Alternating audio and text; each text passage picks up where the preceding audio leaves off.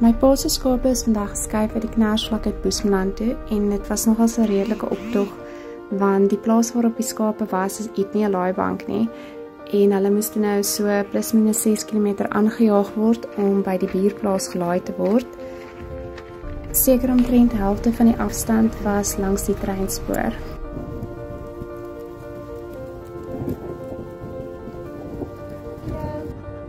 Kyk vir my.